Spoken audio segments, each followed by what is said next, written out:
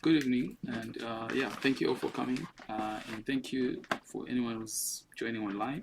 Um, when I was asked to do this, I decided to experiment. So my lecture is very much a sketch in verse. The title was inspired from a line that I took from Dambudzo Marechera, a writer from Zimbabwe. So I will, yeah, I kind of created a reading list. So I'll try, throughout, I'll mention a couple of African poets. And if you're interested, there's a printed version of the reading list in case you're interested to read some of the poets. So yeah, I work, I do write poetry, I teach African literature, and this talk grows out of a set of long-standing preoccupations with archives, with language, with affect, and with time. I'm interested in how African poetry in verse becomes a site where these elements meet, where language carries feeling across generations, where archives preserve and distort voices, and where time itself exerts a kind of pressure.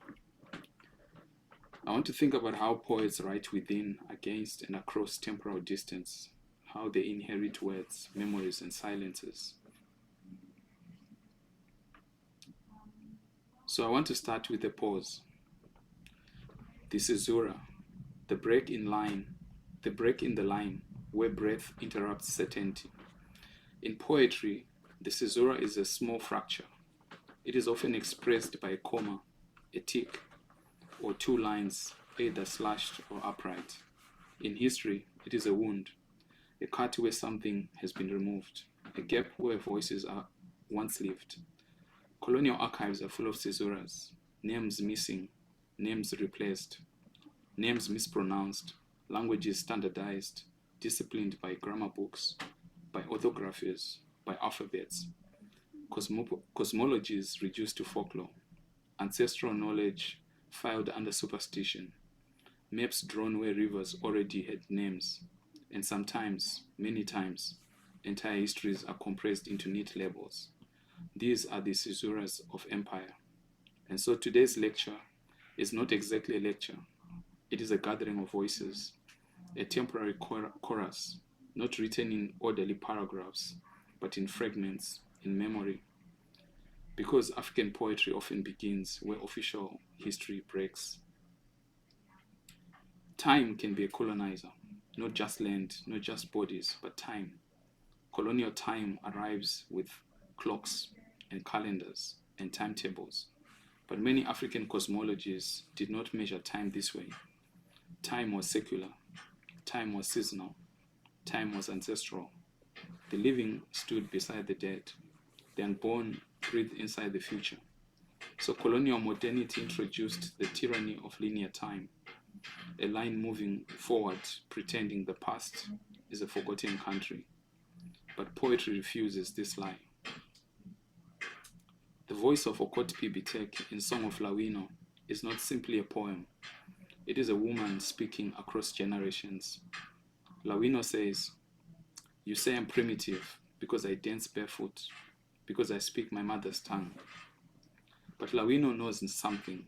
She knows that time is not progress. Time is inheritance.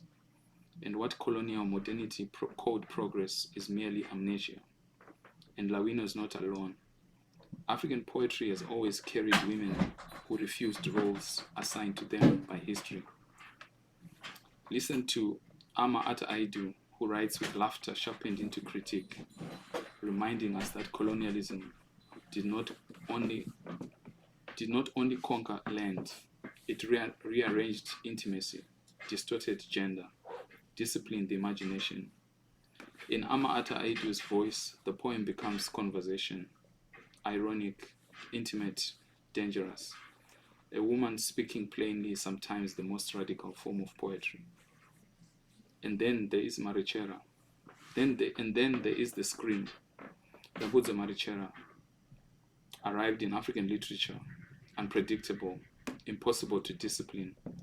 He refused to behave like a representative African writer. He refused literary respectability. He refused silence. His work is jagged, fragments of memory, dreams, violence, madness. While colonialism produces neat narratives, beneath all that order are psychic fractures. Marechera said, I tried to write in such a way that I short circuit, like electricity, people's traditions and morals, because only then can they start having original thoughts of their own. I would like people to stop thinking in an institutionalized way. If they stop thinking like that and look in a mirror, they'll see how beautiful they are and see those impossibilities within themselves, emotionally and intellectually. For me, that slow brain death can only be cured by a kind of literary shock treatment. History did not break us cleanly, it shattered us. And if the language is broken, it is because the truth is broken too. Another voice who rises from the same wounded landscape as Marechera is Yvonne Vera, who writes with a different intensity. Where Marechera explodes language, Yvonne Vera listens to its silences. Her sentences move like breath in places where history has happened. Women walking through wars, bodies remembering what nations prefer to forget. In her work, tenderness becomes a form of resistance. And she says, for me, writing is light, a radiance that captures everything in a fine profile. This light searches and illuminates. It is a safe place from which to uncover the emotional havoc of our experience. Light is a bright warmth which heals. Writing can be this kind of light. Within it, I do not hide. I travel bravely beyond that light into the shadows that this light creates. And in that darkness, it is also possible to be free, to write, to be a woman, to be human. Her light and Marechera's shock meet in this space, the fracture, the caesura. A generation gap is not only age, it is a rupture in transmission. Colonialism often worked by interrupting inheritance. Children were educated to distract their parents, their elders. Classrooms became islands of confusion, where the archive of empire was turned into a weapon of distraction, a weapon of forgetting. Poetry lives between what was remembered and what was demanded. For Kofi Awuna, his poetry draws from the Ewe Dirge tradition. Dirges are not only for mourning, they are maps. They guide the living through grief toward continuity. In Kofi Awuna's poems, the ancestors speak. Because in many African traditions, the dead are not gone, they are listening. The poem becomes a corridor, and across that corridor, voices travel. Kofi Awuna says, I will not grieve again tomorrow. I will not grieve again. For Christopher Okikibo, his poems are filled with myth, rivers, oracles, sacred drums, but they're also modernist fragments, lines that break mid-thought. Okigbo wrote during the years leading to Biafra, the Nigerian Civil War. The country was young. Its future was uncertain. His poetry stands between prophecy and catastrophe. He writes of the river goddess Idoto, a return to the sacred. But the poem is not nostalgic. It is searching, trying to reconstruct threads that colonialism cut apart. Okigbo eventually died fighting in that war, which means at some point, the poem and the body enter history together. The poet becomes part of the archive. What is an archive? Usually documents stored in buildings. But many African histories were not written in paper archives. They lived in songs, they lived in drumming patterns, they were told in praise poetry, in proverbs. When colonial administrators wrote reports about the people they governed, those reports became history, and that is often the basis of what we call history. But the songs the people sang were not considered history. So African poetry often operates as an interference archive. Neo Osundare's poetry insists that language must remain close to the people, like marketplace conversations. He writes, streets break into liquid dance, gathering legs in the orchestra of the road. Streets break into liquid dance, gliding eloquently down the apron of the sky. The street becomes music, because poetry is not only art, it is public memory, and memory is dangerous. From Somalia via Kenya and Britain, Wasan Shire writes, no one leaves home unless home is the mouth of a shark. Hers is a poetry of migration, of diaspora, of borders crossed under duress.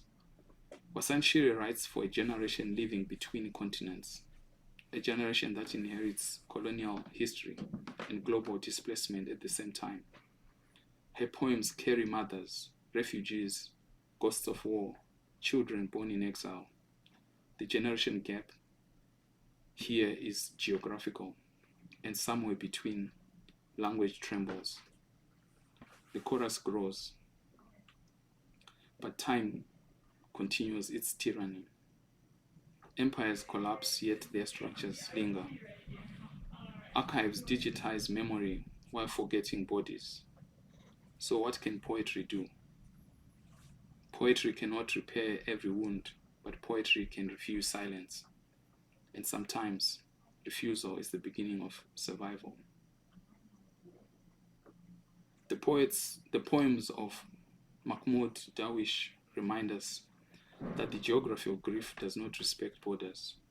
His voice echoes a truth many African poets already knew, that the poem is sometimes the only homeland that cannot be occupied. This is the true rebellion against the tyranny of time.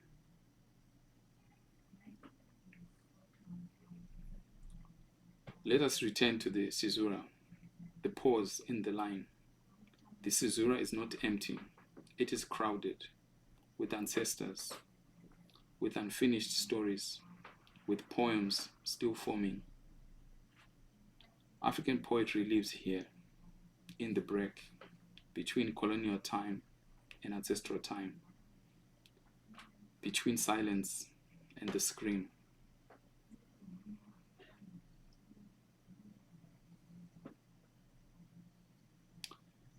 So, in this short lecture, I want to leave you with an invitation to listen carefully. Somewhere in the gaps between generations, a poem is being carried forward, perhaps by memory, perhaps by anger, perhaps by love. And somewhere behind the chorus, mothers are still speaking, carrying the future the way poems carry breath from one generation to the next.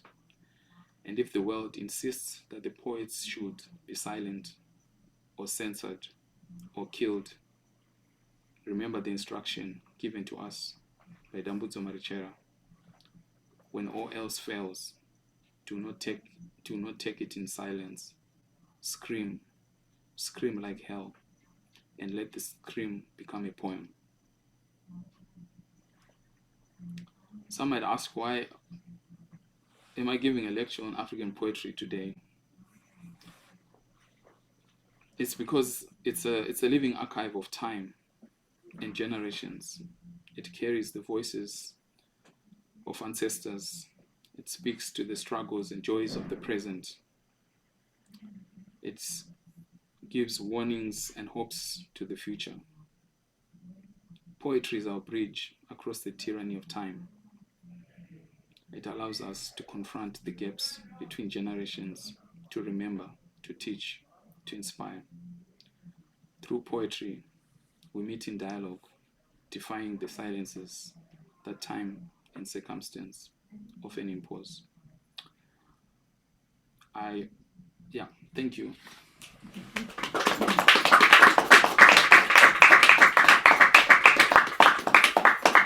We have time for a few questions.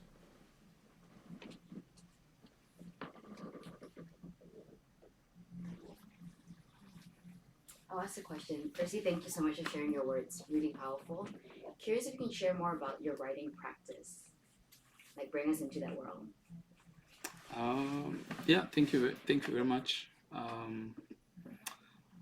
mean, I used to write poetry myself. I mean, I'm writing poetry, but not publishing. I spend a lot of time writing nonfiction, spending time with archives. Um, I think right now I'm fascinated with this idea of thinking about writing as studio practice, because I'm just like spending a lot of time with like materials, with photographs, with listening to voices of writers, of poets, of just historical figures. And so there's a way in which a lot of the work I'm doing is very much dialogical in that sense, trying to be in conversation with these voices that I encounter in archives.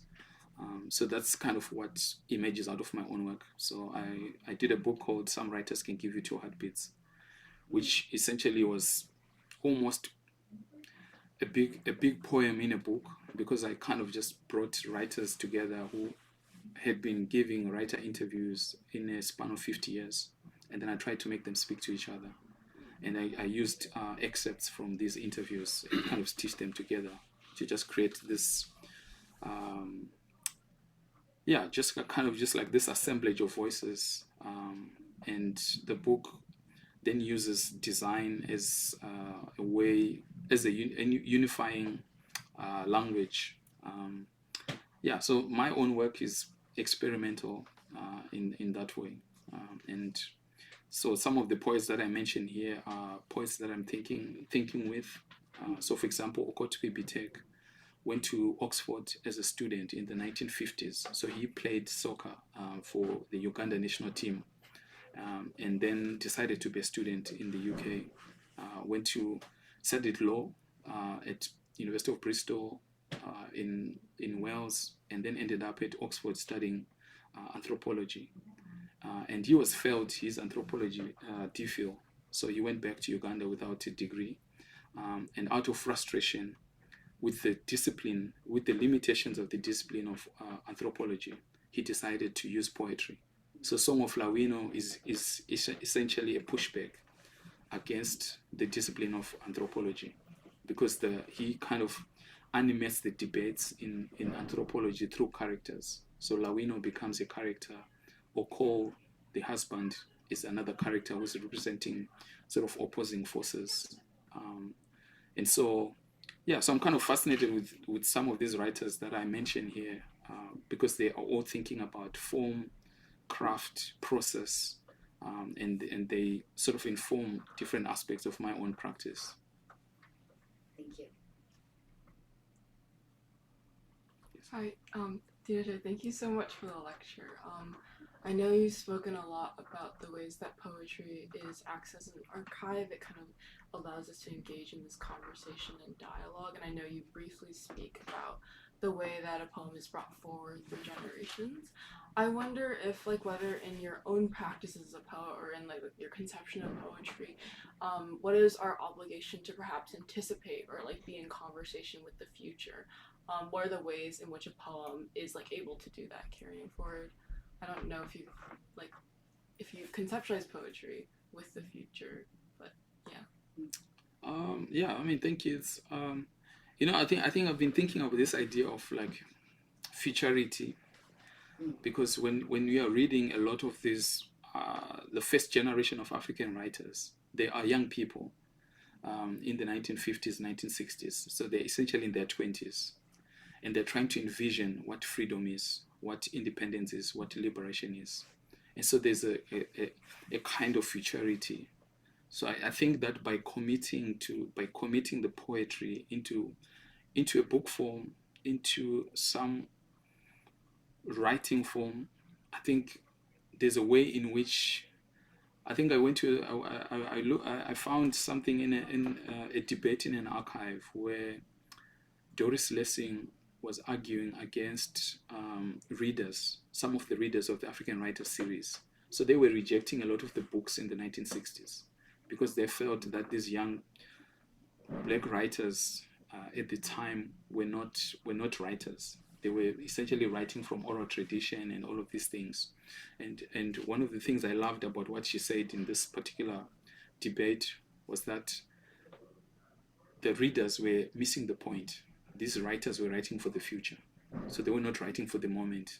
So, in as much as they were being read as sort of period writers, like responding to colonialism in the moment, Doris Lessing felt that they were writing for for future generations. So there's something about poetry that is fascinating. I mean, it's not being published. I mean, the Africa Poetry Book Fund has been doing a lot of work to publish sort of new contemporary poetry.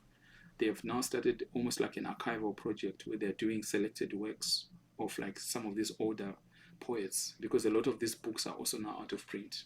So they're very difficult to access, to read. We don't do a good enough job of digitizing African literary archives. So in the United States alone, there are so many university libraries that have African literary archives that are just like sitting in basements and storage facilities, and they're never a priority for digitizing. So when digitizing projects are happening, African literary archives are not on the priority list. But I mean, I don't know if I'm answering your question, but I think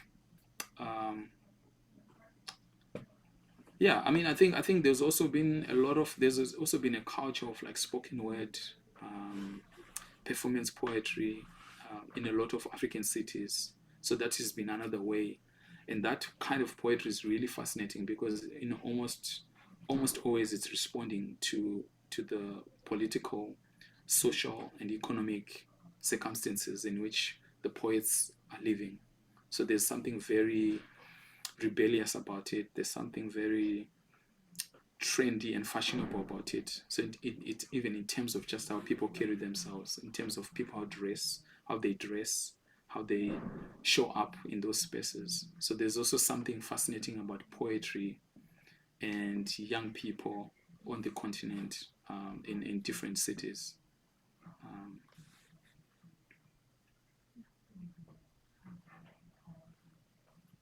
Yes.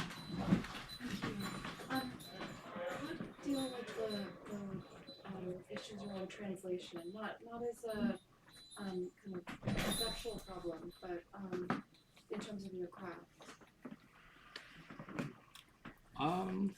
Thank you. I mean, it's I think since leaving home, there was a moment where I felt like I was repressing the other language that I inhabit. Like, I think I'm bilingual. I grew up with the language from Shona from Zimbabwe, and then I practically spent half of my life now away from home. And there was a time where I just realized that the language was slipping away. And so there's a doubleness, I guess, in my work that I'm very much interested in. Like, I pretty much live across time zones. I live with multiple currencies in my head because wherever my family, my siblings, my parents, like everyone, like all those currencies are in my head, all their time zones are in my head. So there's a way in which I want those crossovers to appear, like to give a sense of dynamism in my own work, in terms of just like the aesthetics of the work, in terms of how I arrange things on the page, or just like how ideas flow from each other. And a lot of it is inspired by just the poetics of how people use language on the continent, which, like, every time I go home, I'm always learning something new. I feel like I'm always behind. So as soon as I arrive, I have to learn a new language, basically, because there are new ways of description, just observation, analysis, and I think part of it is also just like responding to like the agency of like politics. Like, some of them are very authoritarian spaces where you have to find ways to speak back to power, and so young people always come up with these like new terms words that are combined with each other. They create or make up new words.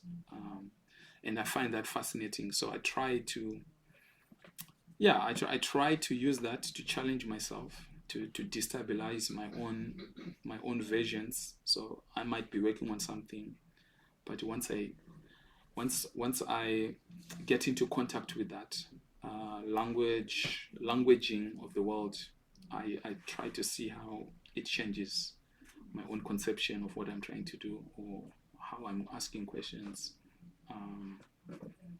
But I mean, I'm also interested in Shona. Like, I think it's slowly featuring in my own work, and not necessarily as a translation, but just as paragraphs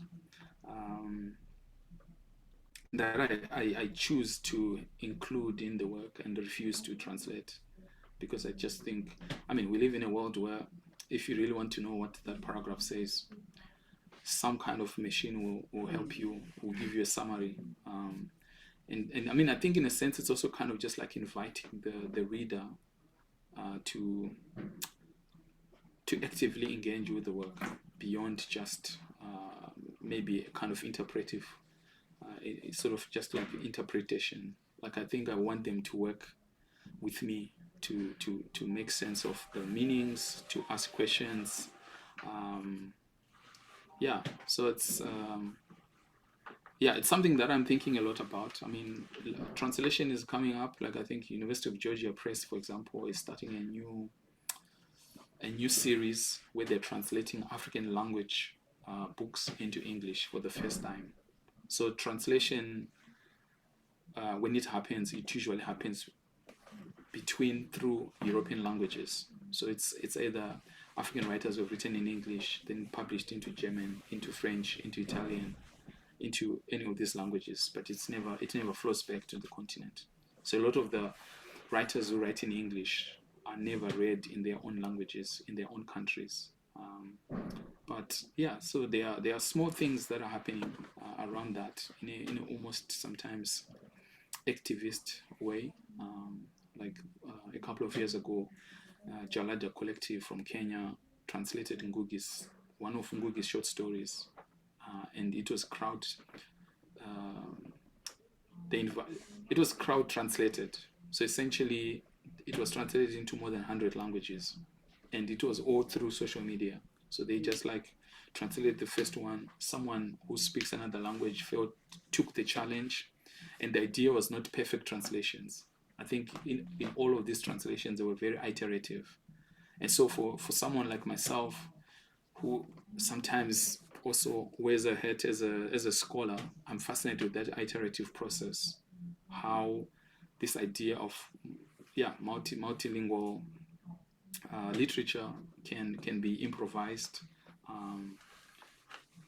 So I think it's something that I think about a lot, think about translation, think about language, and it's something that I am trying to find ways to continuously incorporate in my own work.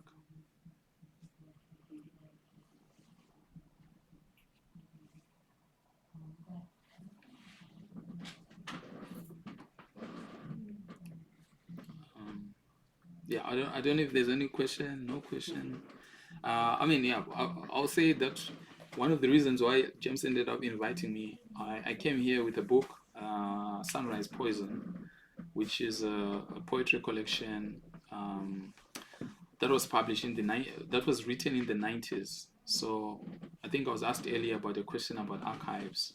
So this young poet was originally from Zimbabwe, but went to South Africa. So he's essentially considered more South African poet than Zimbabwean poet. And he died without publishing anything. And after he died, his family sent his manuscripts to one of the South African poetry presses, the Deep South. And so his book was published 21 years after his death. And at some point, the publisher called me and said, look, the book is about to be pulped because no one is buying it. The fact that, because Philip Joao died in the 90s, if you Google him, you don't find him. and so people could not understand who was behind this book, why was this book published. There's no biography, there's no story, and so this book was about to be pulped, and Zimbabwe right now doesn't necessarily have bookshops, so I ended up offering to buy. I put all the copies, so I've just been carrying them in my backpacks and just like distributing them wherever I go. So that's how I ended up bringing it to this bookshop. Yeah, I felt it's a necessary archive. Yeah, like I talk a lot about African literary archives being in American universities, but they're mostly archives of that first generation of writers. We do not have a culture of like actively keeping archives. And so for me, like that was one of the reasons I just wanted this book to exist, so that people can think about it. I mean, so the rest of his archive, this poet wrote about 5 manuscripts. They're all at a museum in South Africa. So South Africa is one of the only countries on the African continent that has a literature museum. So they collect manuscripts of writers and poets. And so the rest of his archives are at that museum in South Africa. So I know like at Rhodes University in South Africa, Philip João is essentially a canonical writer, because the publisher used to started the writing program there, and he has always taught him for the last maybe 25 years. So it's kind of, yeah, so I was just like fascinated with how he, on one hand, in a very small town in South Africa, is very popular, very canonical, a staple on their sort of curriculum. But then his book did not succeed. And then a writer like Marechera's archive is in Berlin.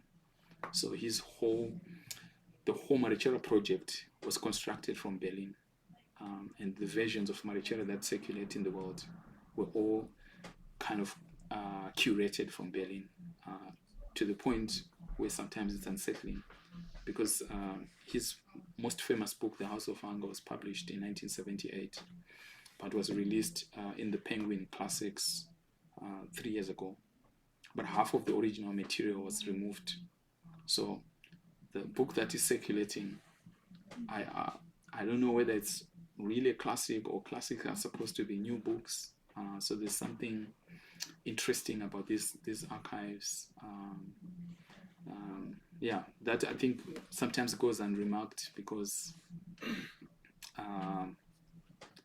I think partly because we don't teach like African literature textual histories. We don't think about like the publishing histories. Like I'm interested in those kinds of things, like circulation, distribution, like the archival aspect, the materiality of these archives, beyond just the writing itself.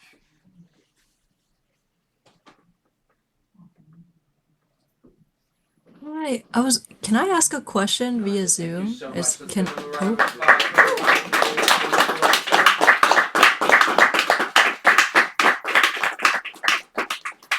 some books for sale. Go and talk to Tinashe and tell him how awesome this evening was. Feel free to stick around and browse. Thank you so much, everybody, for coming this evening. Thank you. Absolutely. Yeah, I just want to say, wow, that was so great.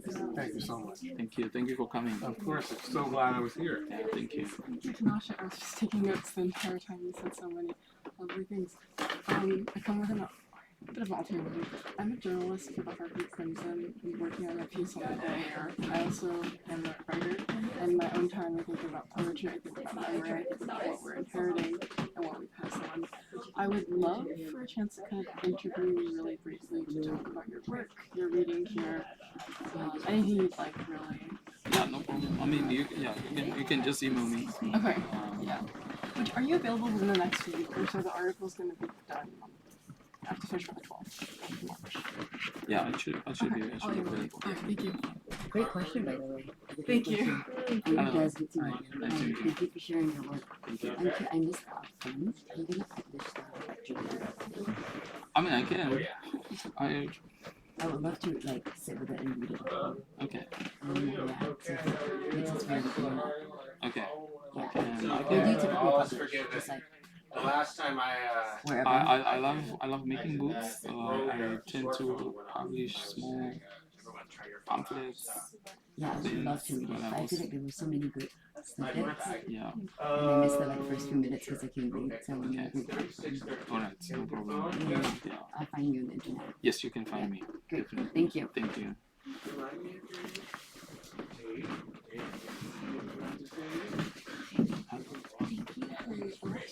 Yeah.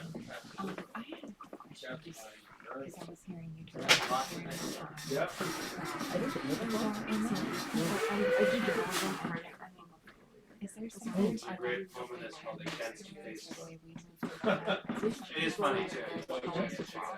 Yes. It will be recorded. Yeah. I mean, I wish I put more No, poetry. I thought about it, but yeah. I think it's. so much. I think it's also partly because. Yeah. I think it's partly because for African poetry essentially has to be read with the body. So I'm at Harvard.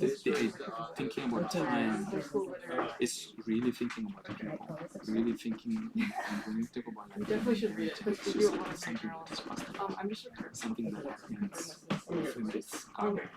If Tell me if the person who first name normally is the MC for these things in kind of poetic way, does not get any someone else steps into the issues. So there's a kind of continuity that is like written in a very like kind of communal sense. That I think I'm fascinated with, that I'm interested in, that I'm trying to map out in these different kind of poems. So, for example, like the youngest poet here was Marechera from Somalia. Pretty much grew up in Britain. I was born in Kenya, moved to Britain, and now lives in the US, kind of just like this immigrant life. So kind of just like thinking about time in all these like different temporalities. Yeah, something that I'm just interested in is just like thinking about how to read with the body, and how do I map that, Are you a writer? how do I map how it's captured in the writings of people. So with Marechera, for example, I've spent a lot of time like, working on him with him, because that was part of my PhD program, my PhD research. Yeah, so with Marechera I've done exhibitions, I've done kind of very embodied things where I'm trying to read in a much more spatial sense. For example, I co-taught a class with an architecture class one semester, where architecture students were using Marechera as their client, and then they were designing stuff for him. So my job was to essentially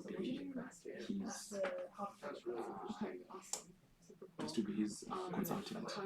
So I would go into class because like there were only reasons because I know his background and like biography and all of these things. And then people, all the students would go out, do their own research, make stuff, make like actual prototypes of things, which was fascinating for me because it taught me how to read.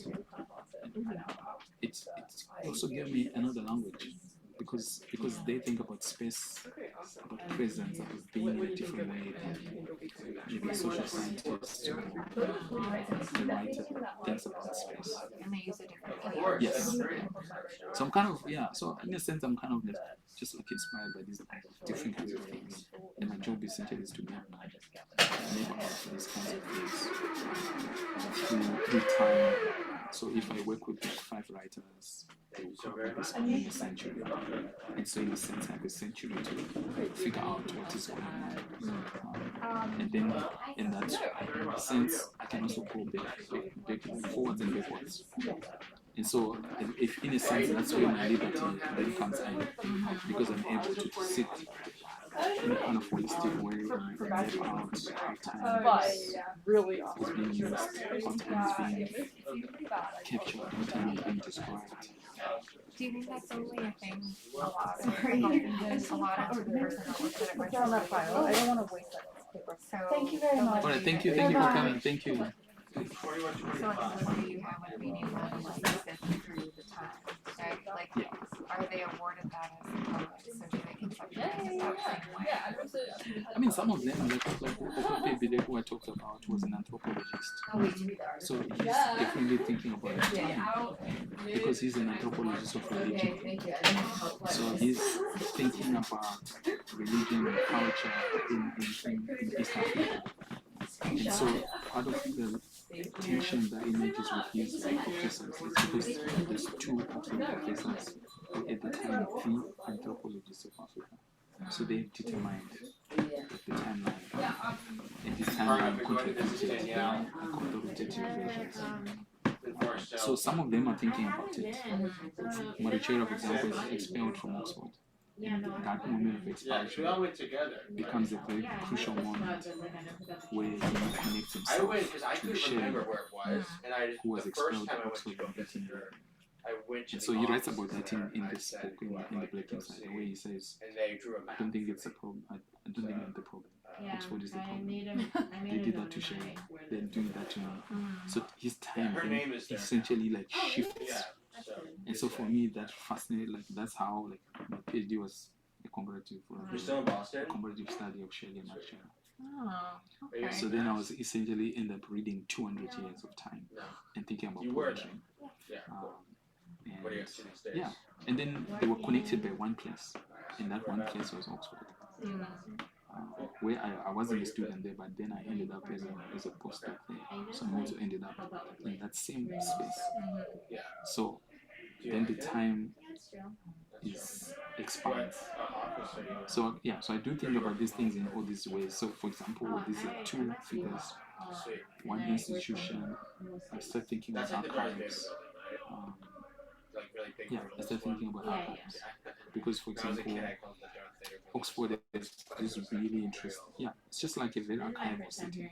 Like if you think about colonialism, especially Southern Africa, thinking of South Africa or Zimbabwe or Botswana, all the foundational documents of like how those territories are taken over, the plans, everything in Oxford. So it's kind of so I think how I give myself liberties is that there's a way in which my work is also starting to take this almost she's the best. She's a princess. She's from Poland. Approach. I got her because the kind of work I'm doing is kind of like non-fiction because I don't want to constrain myself. So I think kind of take this liberties and go to these things. So for example, the book I talked about, Some Writers Can Give You 200. It's no longer just like a citational project. It becomes in itself. She just turned 2 on the 28th. So kind of just like combining I guess our counts are the same age. That are interested in poetry. Oh my gosh. Was she There's something about the way that movement feels in terms of like the aloha out there where the blending of genres feels very similar to like the liberty with time and like looking at like spatial relations and the continuity and the connectivity and everything. So that I feel like you're right up there in the Oxford list with the other poets, or you just haven't gotten expelled. I said it's kind of funny because when I was thinking of doing my PhD, I sent in I wanted to apply to Oxford, so I approached the professor there, told her sent her my proposal, and she said, "This sounds interesting, right by the interstate. But I'm afraid you might end up like your subjects." So I ended up not going to Oxford. That's a very honest response. So she probably saved me. Somehow, she's like, I'm gonna stop this loop. We're gonna end somehow. this. Every time I think of it, I'm like, maybe if I had gone, something would have gone wrong. But that's the crucial moment in the time, right? Oh my gosh, So I do have that, like in my introduction to my PhD, I wrote that like encounter. Where I was like, where I was like, I thought I was studying those two people. Oxford. Let me go to Oxford. And then this is what I got. And then I ran away. As soon as you told me that, I was like, how early did she let me wake go up? somewhere else. That's so good. And imagine and dream about Oxford from a distance. And so eventually when I came to do my postdoc, it was like, in my mind just like closing it, like a loop. Oh my gosh, what a Whereas, sweetheart. like I imagine this place from a distance. Now I have an opportunity to talk with him. So then I spent 3 years there. That's And cool. now I had access to like the institution. I went through like Shelley's. Like it's also She very does usually interesting. sleep So in bed. Shelley, Yeah, we same. went to University College. They have in Missouri like they have a big stage of him. He occupies like That's pretty good. Bunny has some of the been. biggest So she used to just meow estate to in wake that us up, college. and then Because she one of started his jumping between us, wealthy relatives decided and to create now like, a she memorial licks of him. which And I now think is kind of they- cute, but like, They use it as a marketing it's like I'm not your kitten. space But like, sure, for I'll the take it back. college Whatever. for someone waiting to graduate. In Do you want Marechera, another one? they just put Another cat. a portrait of him. In, Oh, wow. I in- think in Buddy his needs a former sister. college. Why? So now I mean, when I you would go do a to brother new too, college, but, like, the biggest Melanie wants his girl portrait cat. you see there, then is of She's just like Marechera. lonely. Wow. Like, I don't know. Alongside Why like not? King Henry. It's like if Like, you have kids, That's it's like, wild. you might All as these well like more than very one. I old, feel like and it's then the you have same with Marechera cats, in the even though they're so expensive. Well, they're not that Wow. expensive, but That's So you have significant. insurance. it is, yeah. No. So it's kind of I need to because so anyway, part of what Yeah. how my work Same here, manifests 'cause is I've heard unfortunately BSH those is kinds of super, like like, idiosyncrasies. notorious And then I just find ways of reading them and Yeah, reading I've the been brushing language my and teeth. form. Is she And a good then I sport make about it? stuff. But I mean, I still try to do Somewhat. like She usually fights me, the- but like not too much, because she's like used to me when I'm like doing the things. If I still do it try enough, to she'll do fight me, but like she just doesn't like it. the Yeah, I mean, it can be like, fun. Yeah, Yeah, no. Finding some of them taste top good, of don't they? Don't they varieties. taste like meat or So I something think like contradictory to I what you need to think force toothpaste myself should taste like? I don't to know. kind of Yeah, also okay, I've never tried it. come here. Yeah. I've heard there Sit are down, like, it's like a because rabbit it's tasting demanded for toothpaste my or job. something. So That's I can't. yeah. I just like brush your teeth, but like she has like Yeah. some build-up. I don't think I can convince and, people, like, even if I get arrive that with like a cleaned out so portfolio that, of like like, it can be, like, this kind of creative really clean. work. What I'll be vet do like, you no, go to? this is I not went to the scholarship. Back Bay vet. So I kind of Okay. also need Do you to like balance. your experience with them so That's far? something that I'm Yeah, trying to think they're like about. really expensive, but I don't mind. Yeah, Mostly it's like because it's almost effectively code switching, Yeah. right? Yeah. Like having to figure out how to. Yeah. Well, you mentioned that too, like That's the true. doubling of something. I feel like we pay, I mean, we So looked into it's, different types of insurance. Yeah. I think we pay like, It's, like are you based $32 a here month? away? Yeah. Yeah, I'm in Brighton I right just now. got I got my master's here, and I Oh, didn't get it in poetry. I got it in yeah. English I feel like, literature, so I don't know. kind of the same thing. But I've at always least just in really my enjoyed financial writing it situation, and like my reading it parents and and like exploring other and people who are like more tinkering, right? And so, established, like they don't have pet I used to be a insurance for teacher their for 10 dogs years, because they and can I just think like my favorite answer hypothetically was teaching afford to poetry do, because like, you big said something payments just a all second at ago. We once were talking for- about the idiosyncrasies yeah, it's like and either then you kind of like pay, finding like, language for these things. once And a it made me month think sort of like, thing, oh wow, or that's so like true you just because pay it all and at I mean, once, a true you don't have true insurance. student of poetry, right? Yeah. For you, because I was Yeah, thinking like in try to- poetry, you're always just finding patterns, and then like do where it the pattern over breaks, time. or where like the oddity is, or what like right, and so it's just like finding language for it. When did you start working for the I city just of when I Boston? saw your lecture up, I was like, oh, I want to go see that. That looks amazing. Yeah, I should have made it very long, but Have you seen Drew? I wasn't She's sure in the how state long house mostly, right? I didn't know how many people were going to show up. She's mostly No, it was outside. great. I think it was just enough to get people like to have Yeah. an interest. And I'm over here taking up all your time. No, I'm no, so no, sorry. You see her I'm lady? the one making it long. No, not at all. I'll be going home from here. Looks so cute. She like does Well, I meetings and stuff appreciate with you. her. No, thank you, Awesome. thank you for making time So cool. coming through. Yeah. Yeah, I hope to be visiting here and Have you read listening anything to other interesting people lately? to their work. I'll also be doing stuff myself. Yeah, I just submitted some 2 like I know, poetic dude, TV projects. is like, I love Kind of it, but hybrid. It's like in So Canada they're or these something. like publishers. It's so fun, but it's not. I mean, I try to pay attention to like, I mean, you know, What Ugly TV have you Duckling been Press. watching? Yeah, so they're going to make one of my books. Really? So Psych, no because I way. submitted Psych is in December classic. in their submission window, and I love them for My 1 year parents, my because father loves that. they He will has allow like me to all do the the kind of book I DVDs. want. That It's very that wholesome. layers Yeah, the it's so materiality that I'm Yeah. thinking. Mhm. And so they are open to those Because kinds you of said things because some of their books have this like Yeah, no, things it inside, seems slotted like inside. infinitely Oh, that's rewatchable. so good. So They made a so movie, I didn't they? pay attention to Yeah, to and these the like series small and all publishers. So I Wow. yeah. So anyway, I got an Yeah, email that's 2 a weeks really ago. fun They were show. like, like your project. Congratulations. So I'm going to That's amazing. work with them. I just submitted one to What is the that? small press in the UK that also done hybrid books. So I kind of just sent them another manuscript that I just been thinking What's the about. premise? So we'll see how that goes. You sure? So I'm kind of just like, I pay attention to these like submission windows. Mm-hmm. So if I kind of like what Okay. the press is doing, Different universe. I try to send stuff, and then Have you been doing any? yeah, because it allows me to like experiment. Like some of the work I don't even talk about it. Like it just depends. Like some work is much more It's a little successful. dysfunctional, to be honest. Some, I mean, poetry is, as you know, poetry is very personal. So like I did a chant book, It's Doug, right? which I don't even want to talk about because in my mind I'm like, oh, but yeah, I do have copies of it. You know, I just submitted it in a pamphlet competition and I was selected and they published it. And yeah, but no, this was like a few years ago, like maybe 3-4 years ago. But I don't Who is it? talk about it. I don't take it Oh, it's around. Stephen Marechera. Not like this one. Right, yeah. No, not like Yeah, this he's one. Marechera, Yeah. Yeah, he can be a lot. What is the do you mind me asking what He is the means book well, that's but- going to be published by the Ugly Duckling So one Press? time, Or do you know I when called that will it. Right I after called COVID, it. there was a reading where he was. It's just like one a of the sentence three I people took from a reading. book. It was at one of the So churches on it's a Cambridge here, Common, comma. and I was there. It was in the sanctuary. History is not It's something beautiful, outside. Huge space. That's Okay. the Marechera title reads of the book. first. Okay. I kid you not. I'll need to keep an eye out. And I'm then gonna look for it's it. just And like he's one of three. it's I'm sitting there and it's So it's like a material that'll yeah. So it's thinking about archives. No, it's, totally, it's, right? It's and I'm poetry. like, what is going on? Some fragments of Am I, photographs, like, of images. What did I do to deserve this? Yeah, I kind of like I didn't expect them to Alas. say yes, but I'm happy they said yes Hmm. because when I sent it off, He did come out with this cool book. they sent me an email. Because you know he does like the red letters I thing. won't be mad. It's Because this since I'm email still list which he signed me up thinking for, through which I actually exactly the didn't ask form of to be the signed last up book. for, but I didn't Mhm. have the heart to But unsubscribe. I mean, I worked But he with made them this before, chapbook so as I kind of a so I know that there's fundraiser.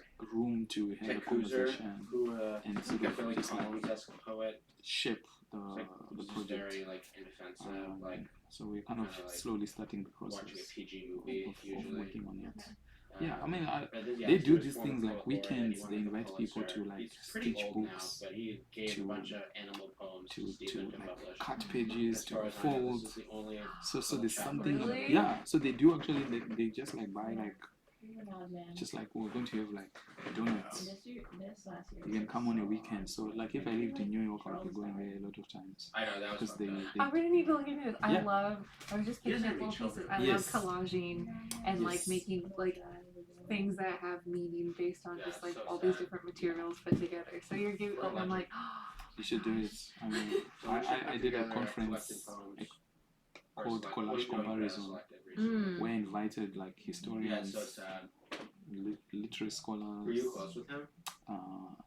And we told them, don't bring Was there any a paper, funeral? don't write a paper. Mhm. Bring I think fragments so. from There was like a whatever archives you're memorial working though, on right? Mhm. and talk to the room about this materiality that you're working on. It was just like incredible. So then we built it on 3 workshops. The first one was a collage artist who gave like an artist talk, Because he wasn't and then very invited the room to speak, and then everyone was sharing their own fragments. Hmm. Like The second early one, 70s, right? we were allowed to photocopy parts of a South African archive in the Bodleian Library in Oxford. And then we photocopied it. So we created a workshop environment where people were cutting out and making pages of a book that was then printed on the second day Oh in real wow. time. So with the designer in residence for those 2 days. Wow. And we just like working with collage. That's so awesome. Yeah, so it was a fun conference. That's awesome. Okay, so I'm gonna find here history's on the outside. History's not on the outside. Yes, history not Not on the outside. 73. I'm gonna find that and then look at the Ugly Duckling workshops. Yes. Okay. I'm Caroline. All right, nice to meet you. Nice to meet you. Thank you Thank you. again so much. Excellent. Hi. Thank you for coming. Coming to my Thank you both for Super attending this wonderful lecture this evening. Thank you for hosting it. Absolutely. Yeah. Well, I haven't been to Grolier in like a really long time. It's gonna be 2763. yeah. I mean, it's becoming one of my favorite places. So I come from time to time just to see Absolutely. Always coming to that full section just to figure out what new books are there.